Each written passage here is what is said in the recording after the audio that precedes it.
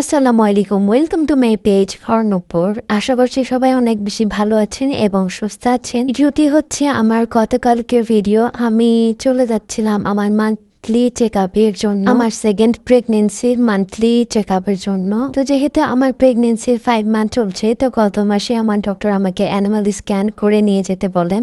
তো স্ক্যান করার জন্য আমরা ইসলামী ব্যাংক হসপিটালে চলে আসি, আর আমার হাজব্যান্ড এখানে রিসিট কেটে নিচ্ছিল অ্যানোমাল স্ক্যান করার জন্য। তো এখানে আমরা বেশিরভাগ টাইম মানে এই পুরো প্রেগনেন্সি জার্নিতে আলট্রা করতে আসি। তো এখানে আমি আমার ম্যামের পারমিশন নিয়ে আমার বেবি অ্যানোমাল স্ক্যানের একটু ফুটেজ নিয়ে নিই। তো এই যে আমার বেবি হুবু হয়ে আছে, দেখাই যাচ্ছে, সবাই মাশাআল্লাহ বলবেন। আমার বেবি অনেকটা সুস্থ আছে আলহামদুলিল্লাহ, এটা দেখে অনেক ভালো লাগছিল।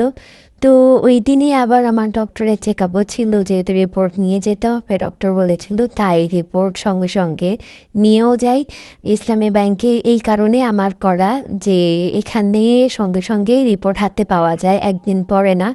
সেই জন্য আমি এখানে আসাটাই বেশি হেল্পফুল মনে করি, এবং এটা আমার বাড়ির অনেক কাছে। তো তারপর এখানে স্ক্যান করার শেষে আমি চলে যাই জি হসপিটালে, এটা হচ্ছে এসিবিতেই। তো এখানে গিয়ে আমি আমার ডক্টরকে সব কিছু দেখাই। ডক্টরও বলেন যে আমার বেবি সুস্থ আছে এবং সব কিছু নর্মাল আছে। তারপর আর কি, বেবিকে দেখতে পেয়ে তো খুবই খুশি লাগছিল, ভালো লাগছিল।